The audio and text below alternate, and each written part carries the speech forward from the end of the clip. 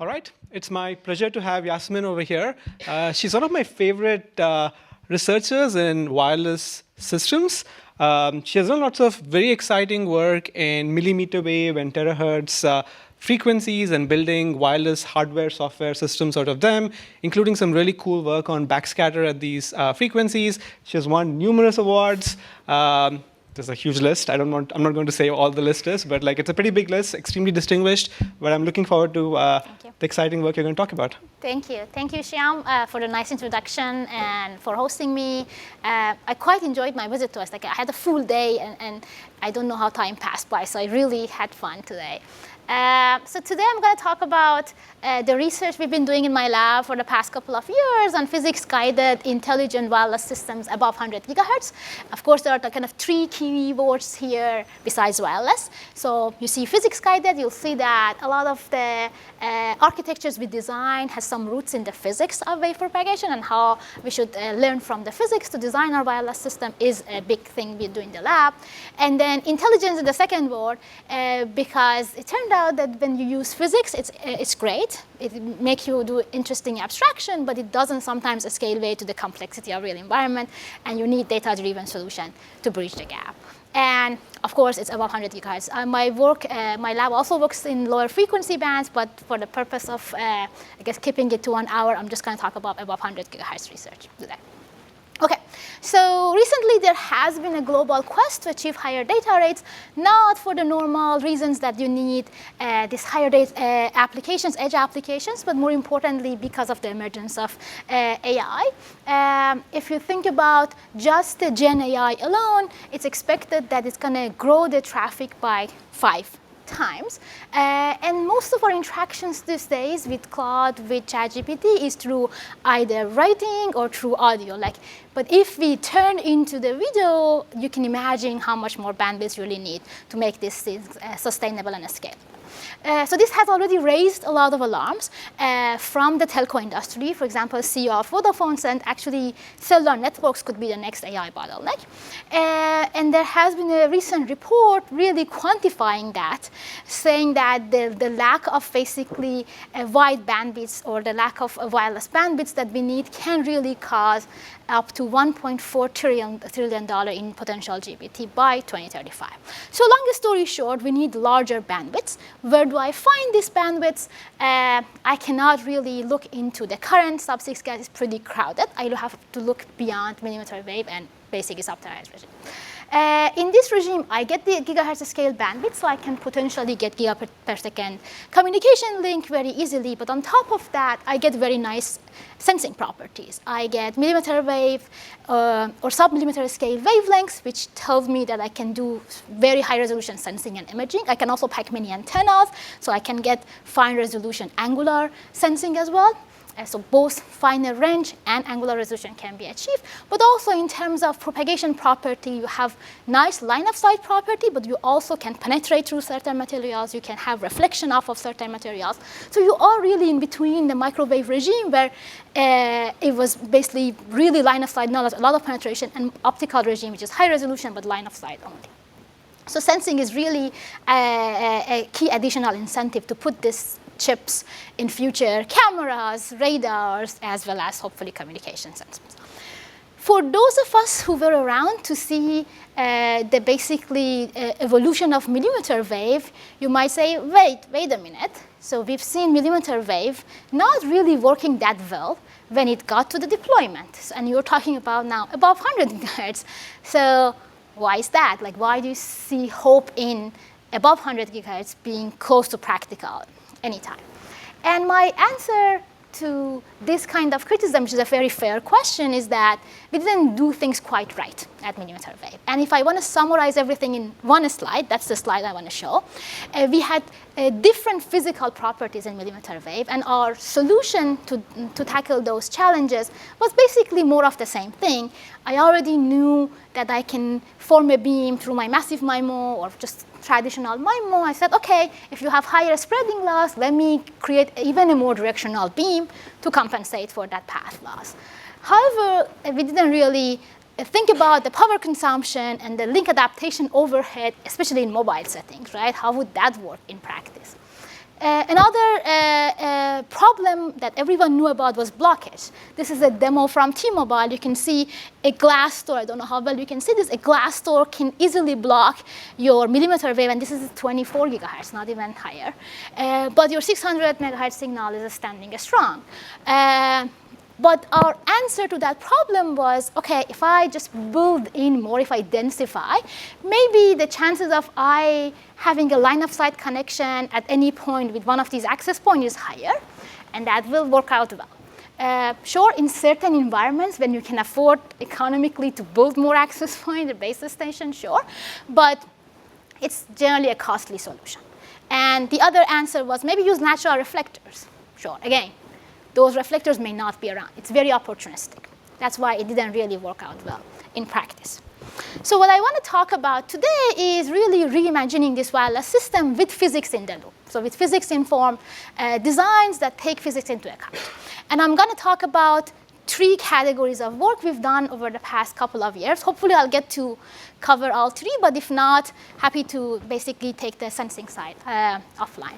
So first, I'm going to talk about physical layer, backscattering in a directional manner above 100 gigahertz. Then I'm going to turn my attention to creating self-curving beams in this frequency region that have very interesting properties for blockage recovery as well as for around-the-corner sensing. And in the last thread, if I get the time, I'll talk about how shining terahertz wave into the fruit can actually help us measure bricks and dry matter, which are quantifiable metrics that tell us about ripeness, but not just looking at the peel property, but actually going deep to the pulp of the fruit and get information about the pulp.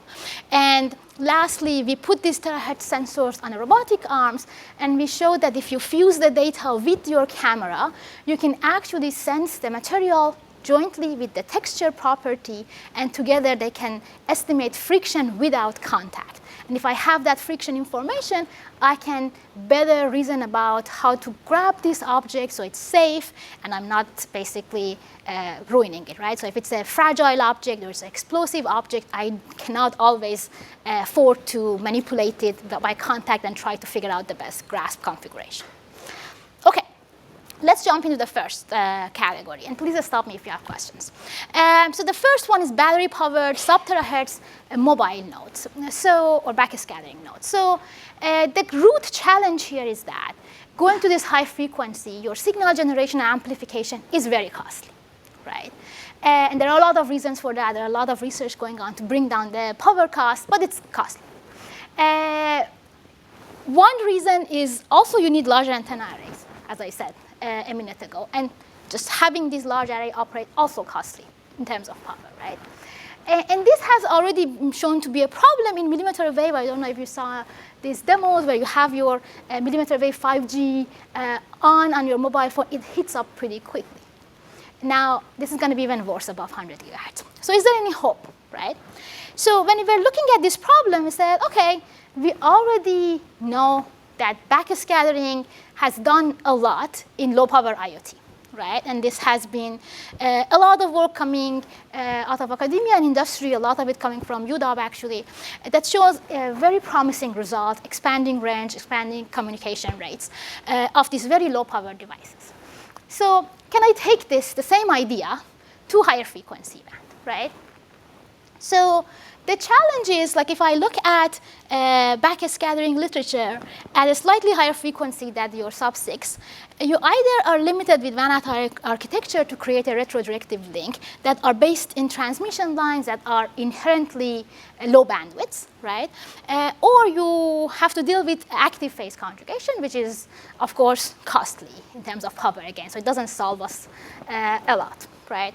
So we then said, OK, what are the requirements I have? Well, I want this backscattering links to be directional for sure. There is no hope for this to work if you are not directionally sending your signal back to the reader, right? Because your losses are to the power of 4 here.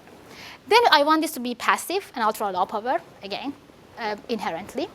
And then we want this to work at wide bandwidths. Otherwise, why am I going to high frequency anyway, right?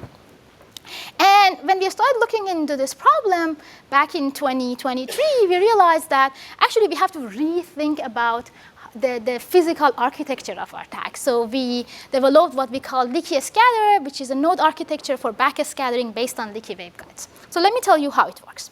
So instead of using phased array, we used a device called leaky wave antenna. What is a leaky wave antenna? It's a parallel plate waveguide, as you see in this slide, with a slit open on one end. Now, if that slit was closed, you have a signal in, it propagates inside the waveguide, it emits out on the other end, right? But now that I have this slit open, some of the energy will leak out, right? That's why it's called leaky antenna. But interestingly, if you write the Maxwell equation and boundary conditions, you realize that the angle at which it leaks out, it's a function of frequency of the signal. And you can very simply write this in a closed form equation where angle of emission is sine inverse of C naught, which is the speed of light, divided by 2bf. B, it's the plate separation, so it's an antenna geometry that you can play around with, and f is the frequency. Okay, so this actually helps us do frequency control directional steering, and it naturally fits with our sub-THz regime because we have a lot of bandwidth. Right? So if I just give you some numbers to have in mind, here assume your B is 1 millimeter. I'll just put this into an equation and I'll plot this, right? You can see that as a higher frequency emits out at lower emission angles and vice versa. And I can cover large bandwidths from here 200 to almost 700 gigahertz. Of course, that's something I can design by changing the parameters of my antennas, but it's basically generally wideband. And it doesn't need to be really a bulky waveguide. Or my colleague in Princeton actually showed that you can design this on a CMOS chip. This is an ISSC paper a few years ago, and you can see they have now a lot of leaky apertures on top of it. We can create an array of that even. So this can be built at basically low form factor as well. Okay. So maybe I missed this. Like, how are you conveying the 0 and the 1 bit? What are you changing here? This is not the scattering yet. I'm just talking about the device, and I'll get to that. So, question about how that works. Is this just in the image that you're showing there? There's like this blue, blue signal that's going through, and then the other one is changing angle. Is there? Do you only leak out a portion of the signal, or is depending on the frequency, does it actually direct it? It directs it. Actually, so this picture is supposed to show that you have two frequency in and you have two frequency out at two slightly different angles. So blue is like going, for example, out at 20 degree, green is going out at 60 degree. But I think the 3D version doesn't look that neat, but yeah. But basically, you can multiplex, right? You can send multi-frequency in, you get multi-frequency out. And that was exactly the building block. That was the first project I did on this back in the day when we sent ultra-wideband signal in, and then all frequencies emit out at the same time. And you have your received signal now. It can be a leaky waveguide itself or just basically a normal other type of antenna. When you then measure your spectral content, and you can directly map the peak in your spectrum to the direction of arrival, or basically the direction of aperture. If both sides are having the leaky wave antenna, in this Nature Comm paper, we showed that you can actually do joint angle of arrival, angle of departure, which basically tells you location and orientation of this with one reception. And based on this, we thought about, okay, what about the scattering? I haven't told you anything about the scattering rate, right? So I need to tell you one more piece of information, and that is that angle-frequency relationship I was talking about is actually reciprocal in transmission and reception mode, which basically means if I'm sending a frequency f in, it will leak out at theta with that equation I showed before. But if I am impinging at angle theta, a bunch of frequencies, only the right frequency will couple into the waveguide. Right? And these are measurement results showing that the basically reception and transmission profile matches. So it's not one frequency, right? You can see there's a band here, but it's reciprocal, nevertheless. Okay, so now based on this principle in mind, if I have a two-slit leaky wave antenna, two parallel slits, let's say the signal is impinging at frequency f angle theta, it couples into the waveguide. If I'm just putting a bunch of mirrors in there that guides the signal from one slit toward the other slit, the frequency content didn't change. So the signal will leak out to the same angle it came from. So that's the building block of creating a retro-directive backscatter tag, right? So let's see if this works. So we built this basic leakage scatter device, and the first thing we did is to see if the angle of incident, angle of impinging match, and that's what you see. It's y equal x matching pretty well. There are some weird things happening toward the end for some reason I'm not going to get into, but the coupling loss is much higher in those angles. But the beams look pretty sharp, right? The second thing we tested is that, okay, how does the bandwidth look like, right? Remember the angle-frequency relationship I showed you, right? It was a nonlinear relationship. So you expect that the bandwidth you see at different angle is also different in a nonlinear bandwidth. It's the derivative of that, actually, right? So you can see that the bandwidth is, as you see, angle-dependent, but the measurement and model match. And no matter what angle you're talking about, it's still a few gigahertz of bandwidth. So it's pretty wideband. So this satisfies all of our requirements. It's directional, it's passive. The retro-directivity is passive. We haven't talked about the data communication part yet. And it supports a wide bandwidth. OK, so as Shyam pointed out earlier, we still need to basically send our data over this reflected signal. How would we do that? So if you are familiar with the field of sub-THz, you know that building wideband modulators, it's a whole different challenge by itself, right? So for the first paper, what we did is basically getting off-the-shelf piezo mirrors. These are kilohertz scale mirrors, so it's not going to be high data rate, but it does the job of demonstrating that retro-directivity works.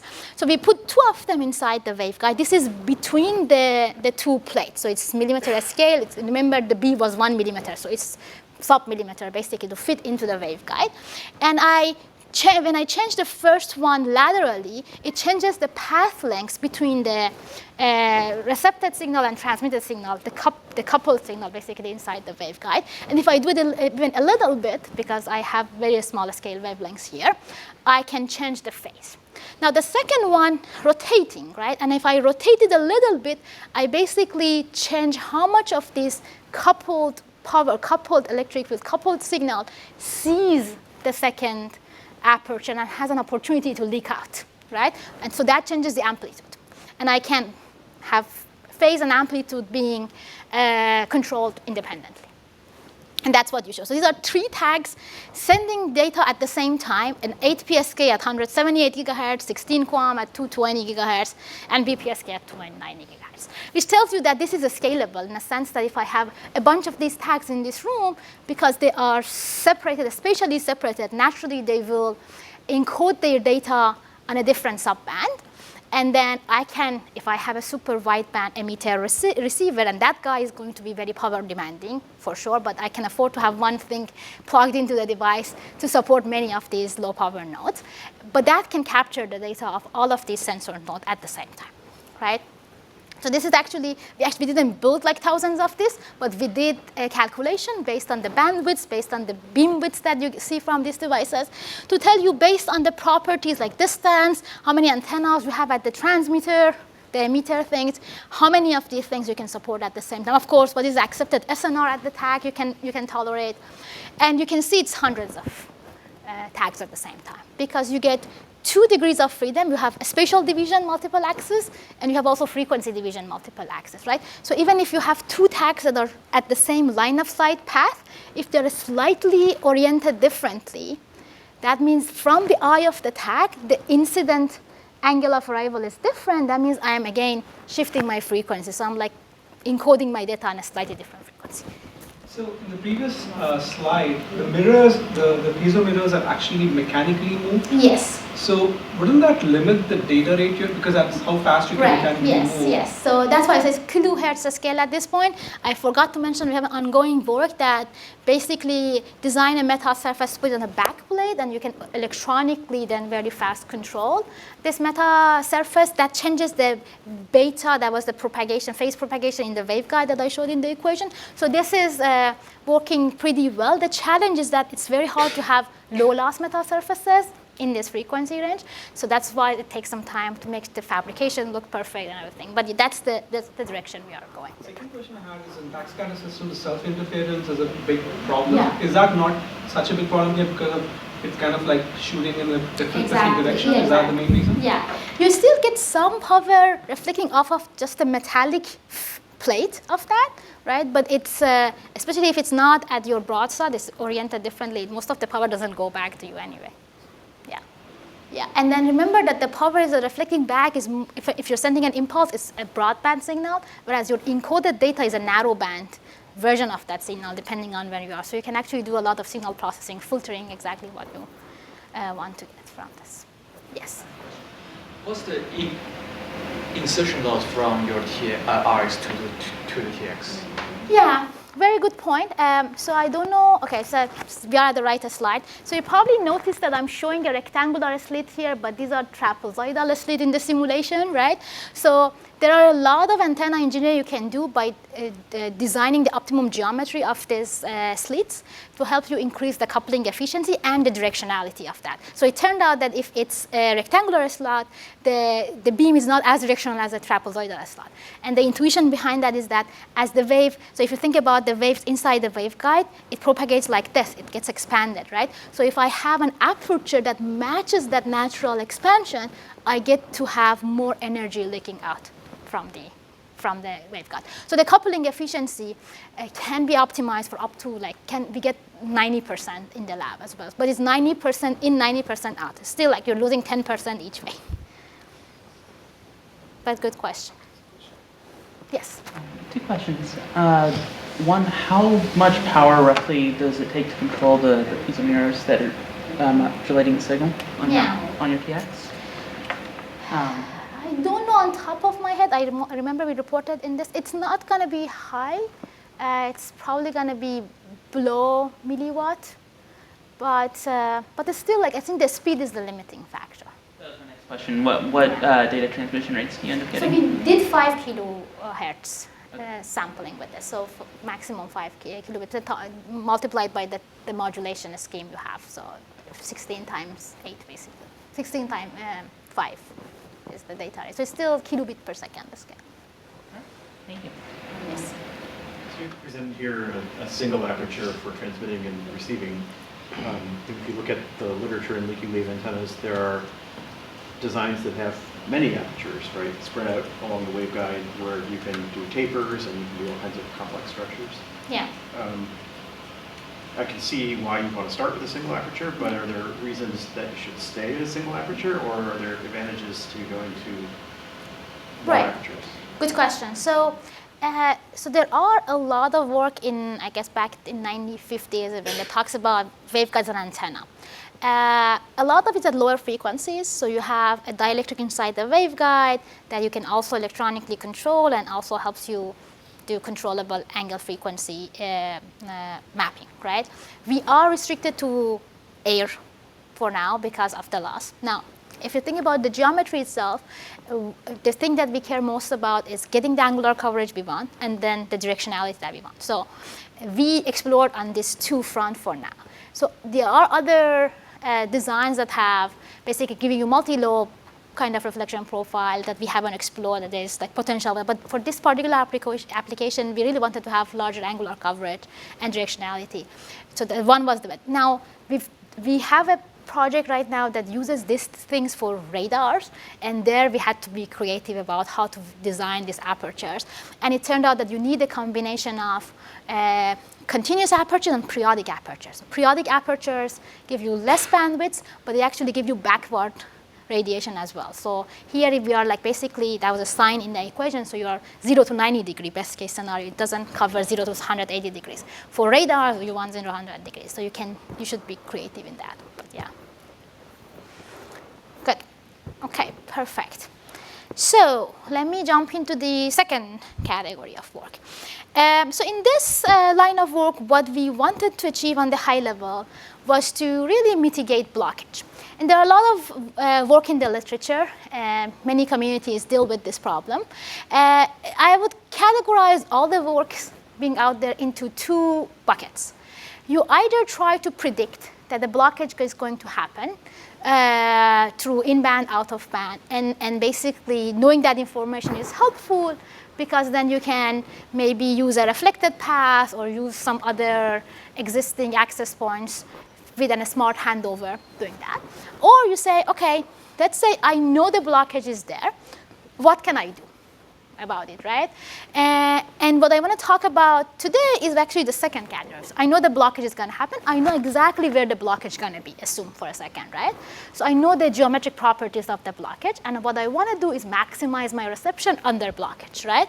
And the literature here, as I said, either uses reflected path, but that's opportunistic, uses other access point basis station around. That's like not really smart in terms of resource management, but also there's an overhead of handover. And then it's either going to also going to the legacy band is also a solution people investigated, which is going to basically sub 6 gigahertz because it can penetrate through the block. So what I want to do is don't do any of this. Use the entire frequency band that you have. Don't go to the legacy band. Don't rely on reflected path. Don't rely on other access point. What can I do about this? So to solve this, we have to I have to give you a little bit of background information on near field. It turned out that as we go to higher frequencies, so smaller wavelengths, and we build these larger and larger antenna arrays these days, either through passive phased array or reconfigurable surfaces, transmissive, reflective. There's been a lot of that in the literature. But larger apertures, in short.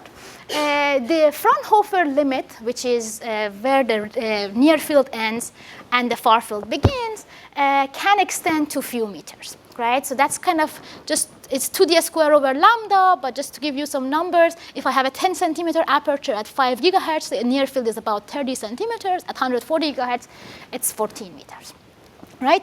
This is a rough approximation, by the way, right? The Fraunhofer limit itself. We have a paper published last week that talks about effectively how to quantify near field and how to extend the near field region if you have multiple distributed arrays. Again, the literature of distributed arrays for near field is very, very recent. So this was one of the first papers in this field, actually. Okay, so now that we are in the near field, what can I do about this? So it's quite known that I can do beam focusing in near field. That I know, right? I can maximize my power. I can do energy harvesting. I can do a lot of cool things by focusing. But it turns out that there are a lot of other wavefronts you can realize when you are in the near field. You can do self-healing Bessel beams that self-reconstruct themselves after they encounter a little bit of blockage.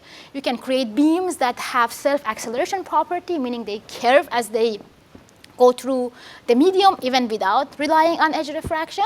And overall, I would call this classical solution to the Helmholtz equation. And there are other solutions that are not famous, but you can think about as long as it's adhering to the physics of Maxwell. You can imagine other solutions that basically are generalized version of beam focusing where you can control angle and range at the same time. So this is an exciting direction we've been recently looking at.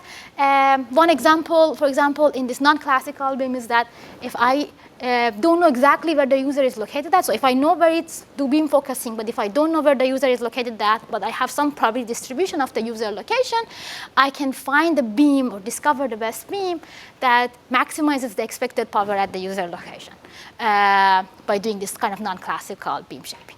Ask a dumb question. So the previous slide, you said that in this range, the near field is up to 15 meters. So higher frequencies mean that the near field is larger. Does that mean that for light, which is even higher frequencies, the near field is even larger? It is definitely larger, but you usually don't have a larger transmit aperture. But again, also effectively it can be kilometer, but in principle it can be a kilometer, but effectively, that's why we had this paper, effectively it can be much shorter than that. So it depends on how you define that effective as well. So if, let's say, from system perspective, you say, I call this an effective near field for beam focusing if my focusing over natural beam steering gives me 3 dB or more, right? That's kind of one way to define it, right? For 80 beam, you have to define it differently because say what effectively until what range I can create a curved beam. Because this curved beam looks more and more like a straight beam if I'm trying to create it larger and larger distance. Yeah. Good question, yeah. Okay, so now we have done, as I said, like quite a lot of work recently on this high level field. I'm gonna just jump into the 80 beams for the rest of this talk. So let me tell you exactly how this works. So you may say, what are you talking about? Light doesn't curve. This doesn't make sense from my understanding of physics. And yes, you're right. If I have a single source, there is no curving. Light doesn't curve by itself. But if I have an antenna, a series of antennas or sources, and if I'm in the near field, you can actually create constructive interference along a curved trajectory, if you think about it, right? Because I have different path lengths to different antennas. So I need to just compute what type of phase profile give me constructive interference over this curved trajectory that I want, right? That's one way to think about it. Now, when we say these are self-curving or self-accelerating, so energy doesn't curve, the peak point of that beam, so if I go at basically uniform step in z direction, you can see the space at which, or the point at which the peak happened follows a curved trajectory, right? Not the entire energy. So this is, if you're more into the physics of that, I can show you this equation that tells you the Airy function in there, which is why these beams are called Airy function, right?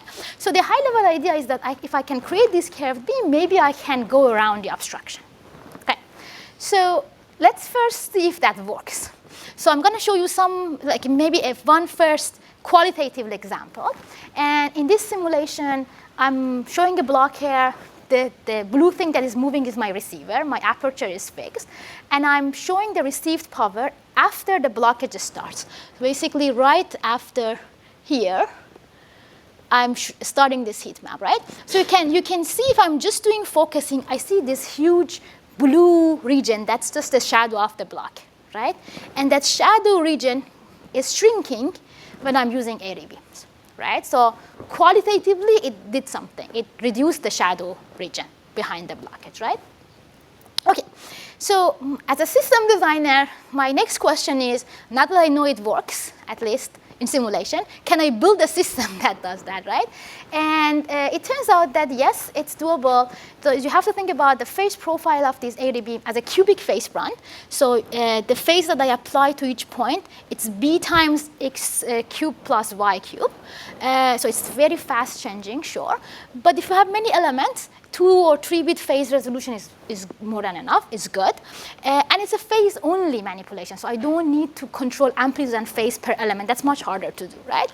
So there is some potential. And I can combine this using basically Fourier optics principle. I can combine this with my focusing and steering. Basically, I can say start your Airy from this point in a space and have a curvature right after that, right? So these phases can be on top of each other. OK. Now, the hard question is how to find the best curved trajectory. If I have a transmitter and receiver, there's a single line connecting them. If I want to connect these 2 points with a curved trajectory, there are infinite number of possibilities. Which one is the best, right? It turned out that there is no closed form equation that tells me this is how much received power you're going to get under obstruction. So there's no easy calculation. If I do EM simulation, with the real scale of a few meter room, it's going to take days, if not months, to run one simulation, right? In HFSS CST, so people who work with this, they know what I'm talking about. If I give this problem to a mathematician and say, maybe figure out the path that has minimal path lengths and it's not touching the block here, right? It seems a viable solution. It turns out that not really. We have some counterexamples for that. And some beams that you just mathematically derive, like curve that you mathematically derive, cannot be realized in practice as well. So it's not adhering to the physics of the problem. So it's a very hard problem. So the first thing we said, OK, now physics is doing the job but doesn't scale, right? So we need some data-driven solution for this. But again, there's no simulator that I can get a lot of data because CST simulation takes a lot of time. So we developed our own simulator. And this is basically based on Rayleigh-Sommerfeld and ASM theories. So it's completely physics informed, but it does not solve Maxwell equation at every pixel. It just follows a Fourier optics principle to see how waves propagate in a space. So it's an open source. Go check it out. I use this tool a lot, especially for undergraduates in your thesis, because they don't have a lot of time to go to the depths of how the physics of this works. But this is a GUI-based. It has already built-in function for Bessel, Airy, focusing. You can put a reflector in there. You can put a blocker in there. And give us feedback. If there's something that you'd like to see, we would be happy to. It's the only limitation is that 2D right now. We're working on making it 3D, actually. OK, now with this, I can get a lot of data fast. And the natural things to do is develop a data-driven approach. And we built our neural network. The loss function is taking 80 into account. It also tells you that you don't need to do 80 all the time. It takes the environment abstraction and decides whether it makes sense to do 80 or not. Basically, if you're mostly in the line of sight regime, you probably don't need 80 at all. The focusing is still the best thing you can do. Okay, so I'm not going to details of the neural network, but please check out our paper if you are interested. Yes? So in that, when you say beam is curved, basically some of the elements that you have on your phaser, you should see the target. Wherever. Right. Other than that. Yeah, so it's not 100% black. Here come. Actually, I have it's exactly right after that, so I'm going to get to it exactly here. So it's not, if all of the elements are fully blocked, then you get very little power, right? This is assuming you have some percentage of the antennas, even if it's little, seeing is still the target. And because you have a large array, the chances of that is high, right? Yes. Okay, so first, let me show you some simulation-only results. In this simulation, I'm showing the CDF over 4,000 different configurations, different blocker, orientation, location, different receivers. So putting everything into just one plot to show you how it works. The red curve is focusing. The blue one is beam steering. So you can see that if you use a far-field beam for near field, doesn't work out well. No surprise in that. But the interesting part is that even if I do focusing in respect to the area, you still lose quite a lot. 3 dB is a lot in this context. And more interestingly, my AI-based area, which is one shot after training, is pretty close to the optimal brute force area beam. Again, I cannot show it's optimal, but it's brute force over all parameters. So it has been run on the server for more than 2 months, on the server that is only belongs to our group. So it's 120 plus codes running for 2 months, and that's basically our purple curve. But more interestingly, the amount of gain you are getting is directly correlated with how bad the blockage situation is. If you are 10% blocked, 20% blocked, the gain over beam focusing is really little. But as it gets more, you get exponentially better gain. Okay, so now we of course build a system around this, the follow-up work published last year. So the first question I had is, can I really see this curvature in practice, in measurements, right? So the setup is our typical AWG up converter. This is at 140 gigahertz band. We use 15 gigahertz of bandwidth. And the obstacle is actually a real stone. And then we have a near field probe, and we are moving the probe and measuring the electric field at every point. And I'm showing the simulation versus experiments for 2 examples. I'm trying to overlay them on top of that. Over that, we see that they're matching pretty well. So it's even though the way that we are designing this phase profile is using low-cost printing, like hot stamping technology, which is literally putting the foil, print your pattern, put the foil on the pattern, on your paper, pass it through a laminator, and let the heat do the job for you. Even then, you get a pretty good quality measurement at the end of the day. So we send data, of course, over these curved beams, and we can even visually see that your EVM improved, your calculation improved. So we have a lot of data in the paper that exactly how much improved under what condition, but basically just showing an example that it does improve your data quality. Too small for tens of gigahertz that you can't use this kind of a thing? Yeah. Okay, so naturally we then thought about, now that we can curve these beams, can I have a self-curving radar beam? That would be cool. The application is, of course, very intuitive. I can see around the corners better in an autonomous driving car. You can imagine it has a lot of application for army, in the field, soldiers trying to have full awareness about their surroundings. It's going to be very interesting, right? And if you look at the literature today, the current solutions are really opportunistic. They rely on a reflection, a reflection off of basically a reflector nearby, or maybe even edge diffraction off of a lamppost to get some energy being delivered to that hidden area and like do a lot of massive signal processing at there and trying to detect something, right? But if I can get the curved beam working, it doesn't rely on any of these existing things in the environment. So it turned out that, yes, we can create these curved beam as I showed in the previous project. But the more interesting direction here is, how do I get the signal back to the radar? Because the return signal is also blocked. And so if it's a specular reflection, you can see that most of the energy is not going back to the radar, right? Even if it's a rough surface, you get some energy back, but it's going to be very little, right? If I can have some form of a retro curving tag again, right, that can get the energy back to the radar, then I would get a lot of benefit. So I want the curved beam to the target.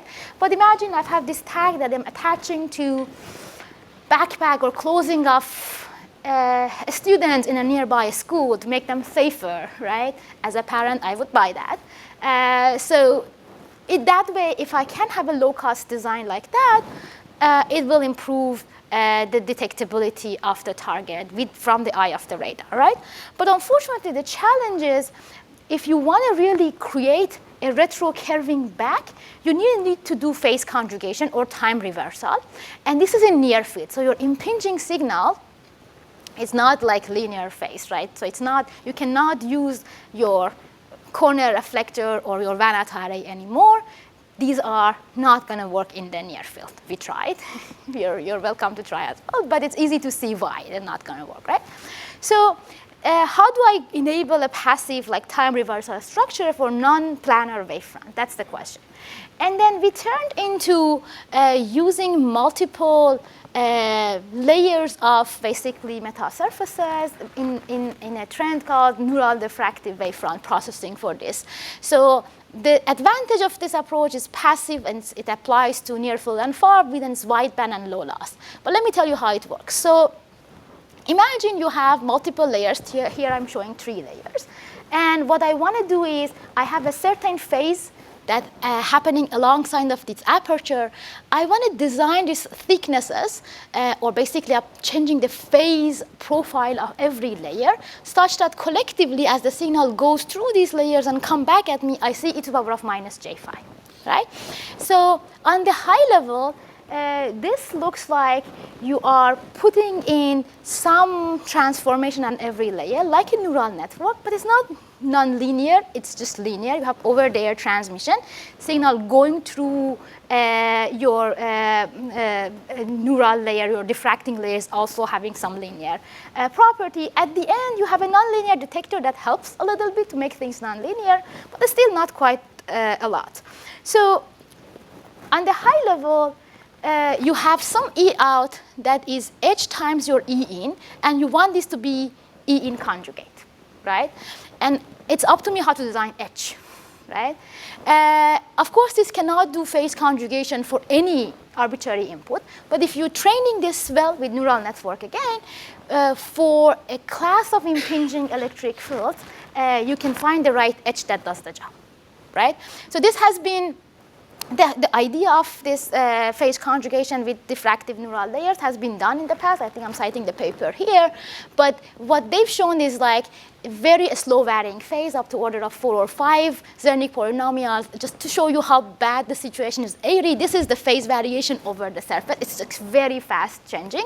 So this is equivalent order of 100. And there's no literature in that does that for you. So it's fast changing way, but also non-uniform incident electric field magnitude. So you have to basically do your loss engineering your neural network in a smart way and taking the profile of Airy beam into account. For example, knowing that your intensity is non-uniform, you can say that some elements are more important to get the phase right, conjugation right, than the others, right? Those that have higher power will contribute more to the overall profile of my reflected beam or retro-directed beam, right? So I can give that a bias, a weight to my loss function, saying that I want to make sure I get that one right. Yes. This will give you a class of solutions that fits your optimization framework here, where you're training for Airy beams. Yeah. Do you need to do that, or would you take any beam that is the best beam given the particular environment scenario. Yeah. So that's what we're looking into right now. For this project, we assume we are sending a beam, and that is known. That helps a lot, right? We know that you can curve that. I mean, I don't know exactly what curved beam you are using, right? But I know that the profile looks like an AD beam when I'm training this. If I want to have phase conjugation for an arbitrary electric field, impinging electric field, I don't know a good solution for it. Maybe Arka, you can jump. There's no good solution. we would actually measure and invert exactly. to give the true triangle. But that requires active component. But that requires that. Yeah, yes. If you can afford to have active component, definitely. But here, assume that this is not possible. The active component, you want this to be low cost and passive. Yes. Okay, so going back to this, so my point was if you take into account the electric profile of your AD beam, you can, with neural network, design this multi-layer diffracting layer to get the edge that you want, the profile that you want. So this is the system overview.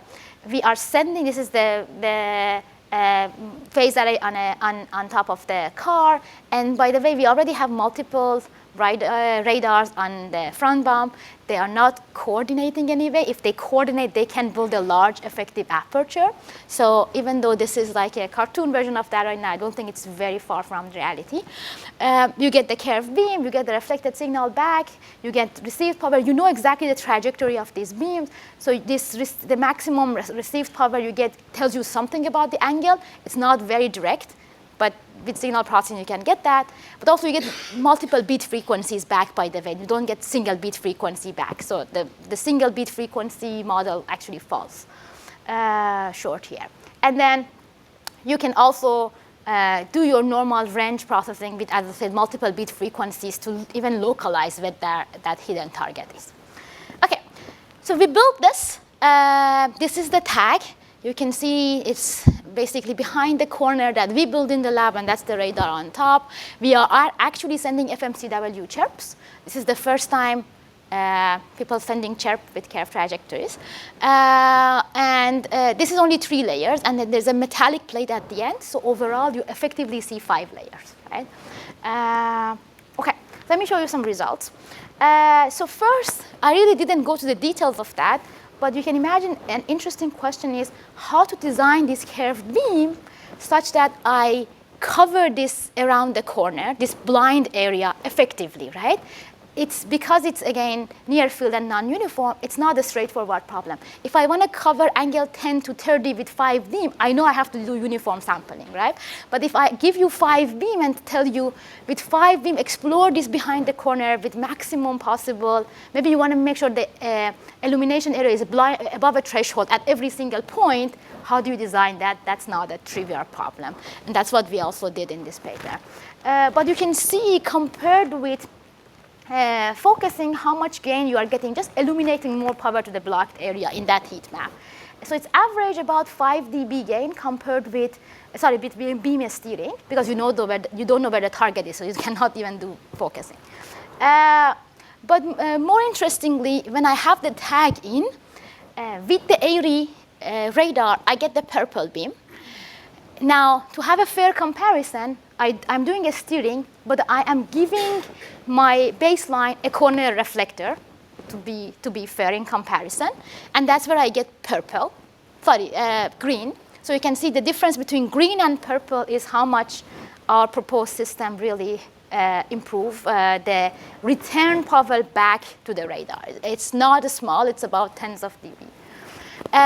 If I am now looking at the red curve, if I'm doing curved beam and I'm not putting the tag there, right? It's doing worse than putting the corner reflector and you're doing your beam steering, right? It tells you how much having some sort of a tag that returns the power back at the radar really, really is important in this context.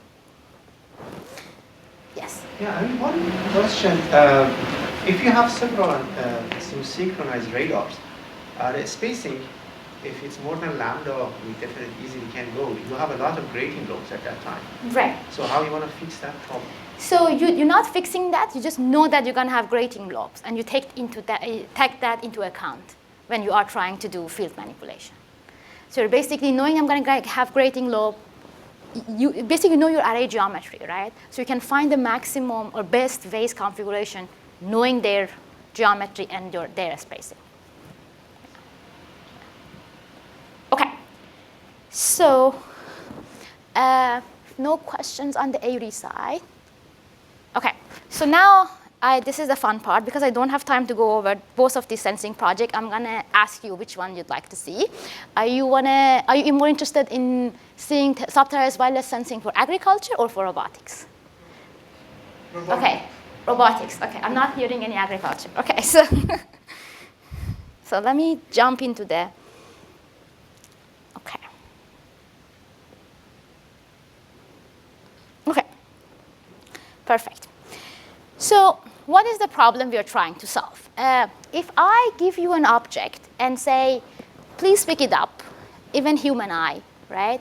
You would probably go with the center of mass, right? You're trying to pick it up from the center of mass. It's more stable that way, right? But if this object has different friction coefficient, and center of mass may fall into the slippery part, right? That was not the wise decision to do, right? So what I'm trying to say is you need to know the COF profile and the shape of the object combined to be able to find the best grasping strategy, right? Unfortunately, that's not how today's robotic arms manipulate, right? A lot of this is learning based. So as I said, you try a few configurations, and you try to figure out what's best. Or if it's not based on learning, you go with the center of mass through the eye of your camera, right? The camera takes a 3D picture of that. You calculate that. So how can I estimate friction without contact is the problem we were interested in solving. So first, again, starting with the physics of it. So how is the friction even being defined, right? So if I have basically the gripper trying to grab the object has some natural asperities, right? Ups and downs, right? And as the gripper goes in and applying a force of W, when at the contact points, these asperities will give me a force back, right? And at the point where the friction force and the applied force balance out, then I can figure out the friction coefficient, right? That friction coefficient is a function of two things: surface energy, that is material dependent, and the surface profile, the surface perturbation itself, which is basically the texture of the object. So why sub-THz for this? Well, it's known to be able to measure the dielectric property or electrical properties of a lot of materials. And it also has sub-millimeter wavelengths, which happens to be around the same order of the natural standard deviation of the surface profile for the natural objects around us, right? So if I get the standard deviation of this height profile I'm showing here, it actually happens to be between 0.1 millimeter to 1 millimeter. 1 millimeter is very rough, right? So have more variation, right? And this is around the same as your wavelengths in this frequency regime, which means that you get diffuser scattering, which then can help you map the spectral profile to the texture properties. Exactly that. Okay, so this is what we have in mind. We have our camera, it's actually not a 3D camera, it's a normal camera. It's a typo there. And we have our sub-THz transceiver on top of a radar, on top of a robot, and then we're combining or fusing the information from the two. Okay, this is first implementation of sub-THz perception in robotics. So let me first define this roughness. As I said, we care about the surface distribution and surface height profile. And it turned out that for most existing objects, the height profile can be modeled with a Gaussian distribution. And the standard deviation of that is called HRMS, which is also called vertical roughness of the surface. Okay, so HRMS is vertical RMS height. There's another term which is the horizontal roughness. And this basically tells you horizontally if I get a distribution for this window, for this chunk of my surface, and I move it slightly, is this the same distribution or is it completely different distribution, right? Or quantify this, how much I should move until the correlation between this new distribution and the past distribution falls below e to the power of -1, right? So if I have to move a little bit for that to make happen, it's rougher, right? Horizontally rougher, right?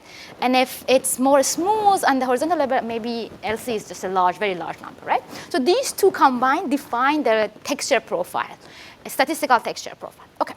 So the idea is that if I get the backscatter spectra, I want to estimate this HRMS and LC. So let me tell you on high level how it works. First, if I look at the Rayleigh criterion, it's C/8 HRMS cosine theta. It's the frequency at which the surface appears electromagnetically rough, right? So if I have different HRMS value, this happens at different frequencies. So I'm showing 3 examples here, right? A smoother 0.2, midway, and a very rough surface, right? You can say after the surface appears to be electromagnetically rough, I see some ups and downs, right? So this part is very simple. If I have a wide bandwidth, if I collect this spectra, then I can figure out at which point, very naively, things get rough, electromagnetically rough, and I map that to my HRMS value using this equation, right? Very simple. This is a single shot, assuming that you can collect this 200 gigahertz of band at the same time, right? Horizontal roughness is a little bit more challenging. So look at this plot. So here I'm using the robot motion. Assume I have a fixed spot size, right? So it's a beam that has some spot size. If I'm moving the robotic arm farther from the target, the spot size expands because beam diverge, right? If it's closer, it's like smaller, right? So I'm changing that. That's a spot size in the x-axis. And I'm at the y-axis showing the estimated HRMS exactly from the previous method, right?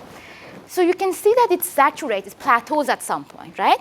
And interestingly, the point at which it plateaus is correlated with the horizontal roughness. Why is that? Because if you are not getting enough sample, if the spot size is small, if you're not getting enough sample, your HRMS is just wrong, right? You don't have enough sample to figure out the standard deviation of your Gaussian. Right? So that's the intuition behind it. Okay, so this is the actual picture of the mounting the sub-THz. It's a THz time domain system we put on the robotic arm with cameras. And these are the objects that we tested. You can see that we basically covered a part of the object with rubber to make it inhomogeneous friction-wise. And we also tested with homogeneous objects as well. So this is basically the workflow. As I said, the texture is estimated with terahertz, but the material is tested with the state-of-the-art VLM model using camera inputs. And we did some 3D printing objects so that we know exactly what profile we have.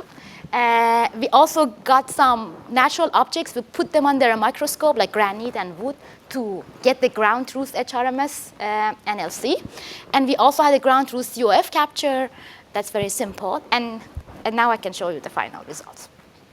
OK, so the system, our system called Robotera, it's showing the COF, just COF estimation accuracy percentage compared with Robotera. So Robotera with oracle roughness versus estimated roughness. You're saying that the blue and red are very close to each other, which basically says our roughness estimation was accurate. And then the baseline yellow is when you only take material property into account. So there is no terahertz on the robotic arm. I can see the improvement in the COF estimation. So it's the COF is pretty accurate. Now, what about the actual grasping success? So we tested it with homogeneous and inhomogeneous object. With inhomogeneous object, it's about 37% on average gain. No surprise in that. If I know the COF in an inhomogeneous manner, it should help me. But also interestingly, in homogeneous object, knowing the COF help you, because if two objects are exactly the same, two bottles exactly the same, one is made of glass, slippery glass, the other one is made of rubber, right? If you don't want to grab them from the same angle. For the rubber, you can afford to grab it from the top. For the more slippery one, you really want to be closer, bottom to the mass, center of the mass. Okay, so I have one slide left. So I think we're right on time. So Hopefully, I have gave you a few examples, interesting examples, that there are cool things in millimeter wave sub-THz band for future wireless sensing and wireless comm. But many of our core assumptions should be revisited. We don't probably need to do phased array all the time. We are not in the far field all the time. And instead of fighting with the physics of wave propagation, we should leverage physics into our design. But using pure physics abstraction might not scale well. That's why we really need to bring in AI to bridge the gap by letting the high-dimensional complexity of the real board. So I think really the world of physics and AI coming together can really serve us well in wireless system design. And the best part is there's a lot of open challenges for us to solve in this domain, of course, for students as well. And I have some of the best students. So this is, I think this picture is a little bit old. I have a few more students that are not in this picture. And thanks to our sponsors for supporting our work. And with that, I'm happy to take questions. We have time for 1 or 2 questions. Right, so great talk. So one question I always have about terahertz bands is like everyone touts the great bandwidth available, so you can get like Tbps throughputs. But even though we have like hundreds of gigahertz of bandwidth available, today's transmitters don't sample at that wide of a bandwidth, right?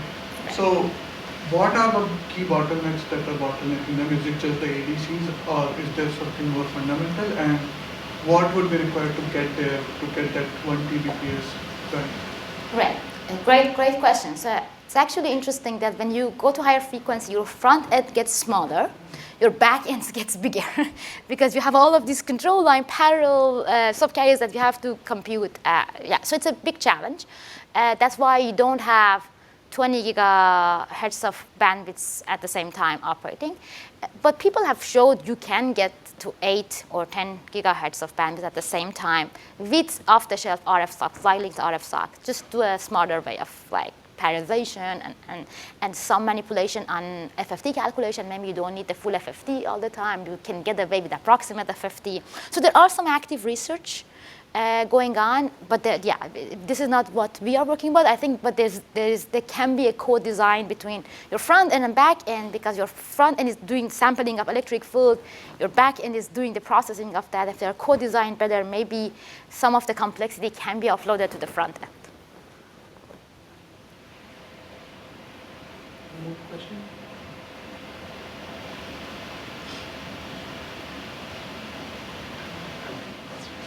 So for the friction estimation, I have a question. What was the number of level resolution you got for the for radar? Because I think for the horizontal roughness prediction, we need a precise level resolution. Right, good point. So if you look at this figure, let me see if I get back here. So you can see the spot size is changing in the order of centimeter, right? You can get there, as I said, by moving the robotic arm back and forth, or even if it's that's fixed and you have like some form of active elements that can do focusing, unfocusing, you basically can do that with the fixed structure as well. So it doesn't need to be changing at the, it's still centimeter, so it's still doable today. However, this is a good question in terms of, can I get 1.1 millimeter LC detection or not? And what is mathematically the lower bound I can go, given the, I guess, hardware availability, like in terms of beam size, in terms of like distance and everything. And we haven't done that calculation, but it's a good question. Right. Thank you so much. One simple question. I mean, I assume you have used a single polarization for this kind of measurement. So, I mean, just your thought. If you have a broad bandwidth to study a scene, or you use polarization, for example, looking at send vertical polarization, receive all other 4 polarization. Which one is easier, actually? Easier? Yeah, because in terms of object classification, okay? So looking at the polarization or looking at the object in a very wide range of frequency with a single polarization. So if you're trying to detect rough versus, so I know that like at least this Rayleigh criterion is polarization insensitive, right? So this method will not work. But if your question is more general than that, if I go back to the backscattering, rough backscattering equation, there is a polarization sensitivity term in it, right? So the question is, can I maybe sacrifice on my bandwidth and include that polarization information? I think absolutely. I think that's a very interesting question. I think absolutely it's doable.